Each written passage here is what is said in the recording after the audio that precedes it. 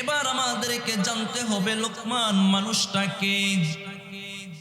তাফসীর ইবনে কাসীরের মধ্যে আল্লামা ইবনে কাসীর রাহিমাহুল্লাহ মুকাতিলের বর্ণনায় বলেন, লুকমানে হাকিম তিনি ছিলেন আইয়ুব আলাইহিস সালাতু ওয়াস সালামের বংশধর।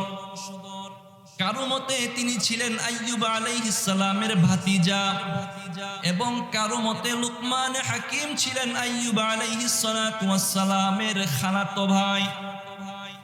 আমাদের কথা হলো তিনি যাই হন, 3 নম্বর বর্ণনা হলো লুকমানে হাকিম তাকে আল্লাহ তাআলা এত লম্বা হায়াত দিয়েছিলেন।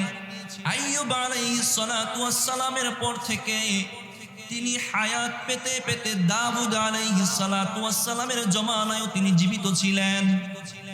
দাউদ আলাইহিস সালাতু ওয়াস সালামের জমানায়ও তিনি জীবিত ছিলেন। আল্লাহ এখানে বললেন, ওই লুকমান, যেই লুকমান আইয়ুবের ভাতিজা, ওই লুকমান যেই লুকমান আইয়ুবের খালাতো ভাই, ওই লুকমানকে আমি হিকমত দান করেছি। এবার আসুন, আল্লাহ যে লুকমানকে হিকমত দান করলেন, আমি আপনি অনেকেই জানি লুকমান আলাইহিস সালাম নবী ছিলেন। লুকমান কি নবী ছিলেন কিনা এই ব্যাপারেও তাফসীর ইবনে কাসীরের মধ্যে প্রখ্যাত মুফাসসির আল্লামা ইবনে কাসীর রাহিমাহুল্লাহ বলেন, লুকমান হাকিমকে আল্লাহ তাআলা পছন্দ করে দিয়েছিলেন, ইখতিয়ার দিয়েছিলেন, ও লুকমান হাকিম আপনি কি নবুয়তি নিবেন নাকি হিকমতি নিবেন? হিকমত মানে জ্ঞান, প্রজ্ঞা। দেখবেন অনেক মানুষ শিক্ষা দীক্ষা কম, কিন্তু এলাকার মধ্যে সর্দারি ভালো পারে, আছে না নাই? শিক্ষা কম কিন্তু মানুষের মাঝে মীমাংসা করে দিতে পারে, উপস্থিত বুদ্ধি তার ভালো, মানুষকে বুঝাতে পারে খুব সুন্দর। লুকমান হাকিমকে একদিন একজন জিজ্ঞাসা করা হচ্ছে, ওগো লুকমান হাকিম আপনি কি নবী কিনা, আপনি নবুয়তি কেন গ্রহণ করলেন না? লুকমান হাকিম তখন উত্তর দেয়, ভাই আল্লাহ তাআলা আমাকে ইখতিয়ার দিয়েছিলেন। ওগো লুকমান হাকিম আপনি কি নবুয়তি নিবেন নাকি হিকমতি নিবেন, প্রজ্ঞা নিবেন, জ্ঞান নিবেন? আল্লাহ আমাকে ইখতিয়ার দিয়েছিলেন। আল্লাহ যদি আমাকে নবুয়তি দিয়ে দিতেন তাহলে আমি নবুয়তি নিয়ে নিতাম, আল্লাহ আমার জন্য সহায়ক হতেন। আল্লাহ যেটা দিয়েছেন সেটার প্রতি আল্লাহ আমাকে সহায়তা করতেন। এখন যখন আল্লাহ আমাকে পছন্দ করার জন্য দিলেন, ইখতিয়ার দিলেন, অনুমতি দিলেন, লুকমান তুমি কোনটা নিবা? এখন আমি নিম্ন স্তরেরটাই গ্রহণ করেছি। আমি যদি এখন নবুয়তি নিতাম, নবুয়তি নিয়ে যদি কোনো ত্রুটি হয় তাহলে আমি কি জবাব দেব? নবুয়তি নিলাম না, প্রজ্ঞাটাই এই জন্য আমি গ্রহণ করলাম। এখান থেকে আমাদের বোঝার ব্যাপার হলো, সমাজের মধ্যে নেতা হবে তারাই যাদেরকে মানুষ নির্বাচন করে নেতা বানায়। নিজে থেকে নেতা যে গ্রহণ করবে, নেতা হতে চাইবে, আল্লাহর পক্ষ থেকে তার রহমত থাকবে না। লুকমান হাকিম আল্লাহ অনুমতি দিলেন, তুমি কোনটা নিবা? লুকমান হাকিম হিকমতটাই নিয়েছেন, কারণ নবুয়তি যদি নিজে থেকে নেয় তো আল্লাহর পক্ষ থেকে যদি কোনো রহমত না পায়, আল্লাহ যদি দিতেন তাহলে আল্লাহ রহমত করতেন, আল্লাহ দিয়ে দিয়েছেন, আল্লাহই রহমত করতেন। এই জন্য লুকমান হাকিম হিকমতটা গ্রহণ করলেন।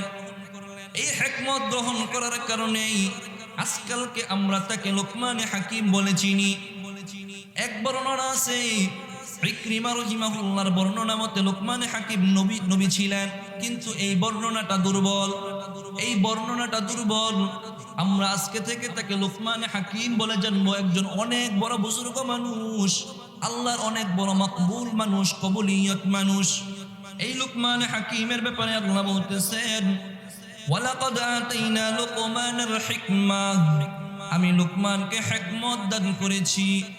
তারপর আল্লাহ বলেন, আনিশকুরুলিল্লাহ, ওগো লুকমান হাকিম আপনি আল্লাহর শুকরিয়া জ্ঞাপন করেন। শুকরিয়া জ্ঞাপন করতে হবে কার?